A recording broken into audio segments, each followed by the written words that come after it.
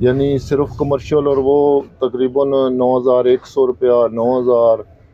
اتنے کا توڑا بازار میں دے رہے ہیں، 150 روپے تقریباً اس پر کرایہ پڑتا ہے۔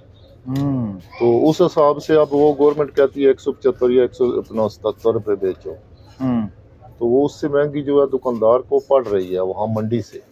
ٹھیک ہے، یہ بتائیے گا مطلب بھائی کہ آپ جس طرح سے بتا رہے ہیں کہ ابھی جس طرح چینی ہے، آٹا ہے،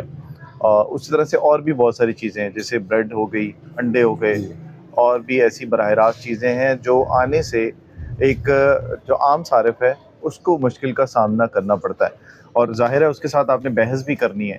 تو ان 2 دنوں کی جو سچویشن ہے اس میں کس قسم کی جو مشکلات ایسی ہیں جس میں آپ کو ڈیلی روٹین کی چیزیں جو ہے وہ شارٹیج ان کی نظر آتی ہے، اور وہ آپ سمجھتے ہیں کہ بیسک کموڈیٹیز ہیں اور ان کے نہ ہونے کی وجہ سے ایک عام جو شہری ہے اس کو بہت زیادہ نقصان اٹھانا پڑتا ہے؟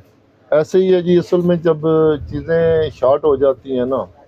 پھر آٹومیٹک مارکیٹ میں ریٹ بڑھ جاتا ہے چیزوں کا، جس کے پاس پڑی ہوتی ہے وہ اپنی مرضی کے مطابق سیل کرتا ہے۔ الحمدللہ